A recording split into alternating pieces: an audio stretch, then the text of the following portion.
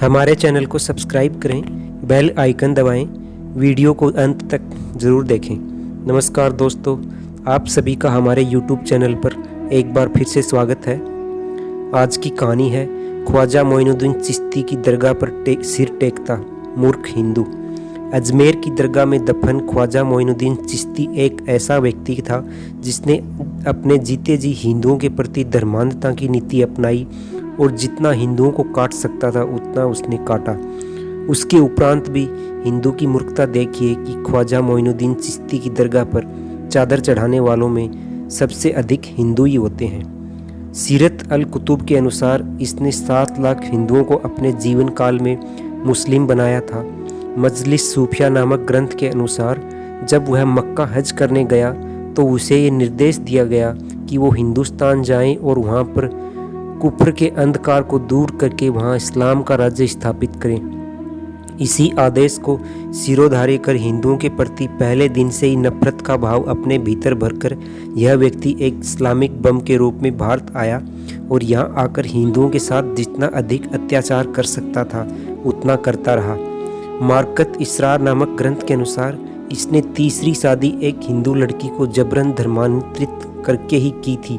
वह हिंदू लड़की नहीं चाहती थी कि इस धर्मांध और अत्याचारी बर्बर मुसलमान के साथ उसकी शादी हो, परंतु उसकी इच्छा का सम्मान करना भूल भला क्रूर और अत्याचारी ख्वाजा मोइनुद्दीन चिश्ती जैसे व्यक्ति के यहाँ कहाँ संभव था।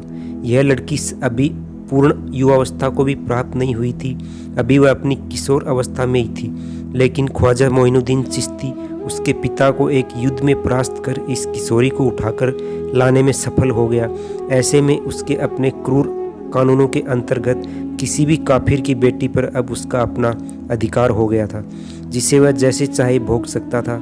यही कारण था कि उस हिंदू ललना की इच्छा का कोई सम्मान न करते हुए उसके साथ बलात निकाह करने में ख्वाजा मोइनुद्दीन चिश्ती सफल हो गया।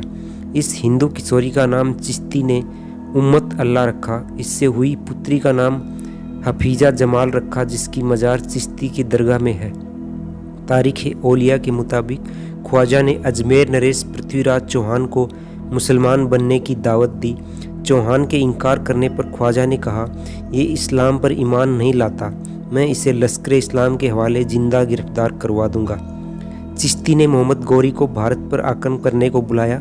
पृथ्वीराज चौहान ने 16 बार गौरी को युद्ध में हराया और हर बार गौरी कुरान की कसम खाकर पैरों में पड़ जाता और पृथ्वीराज उसे क्षमा कर देते। पर 17वें युद्ध में जयचंद की गद्दारी के कारण पृथ्वीराज पराजित हुए। गौरी उन्हें बंदी बना ले गया।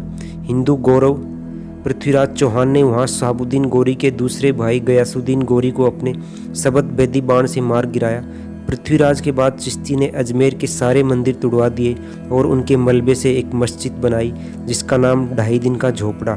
ऐसे ख्वाजा मोइनुद्दीन चिश्ती को जब आज के पाखंडी हिंदू ही पूजते हैं। जीते जी जिस व्यक्ति ने हिंदुओं के धर्मांतरण के लिए हर संभव प्रयास किया और उनकी इज्जत को लूटकर अपने घर में रखा, मरने के बाद उसे उसकी काली करतूत का इनाम यह दिया गया जिसकी पूजा होने लगी। यह जानकर आश्चर्य होगा, मोइनुद्दीन चिश्ती की दरगाह की मैनेजमेंट कमेटी के चेयरमैन के लिए उसके वंशज को ही मैनेजमेंट कमेटी के चुनाव में वोट डालने का अधिकार होता है और उन्हीं परिवारों में से यहाँ की मैनेजमेंट कमेटी बिठाई जा सकती है। कहानी समाप्त होती है। चैनल को लाइक करें, शेयर करें, सब्सक्राइब करें। धन्यवाद।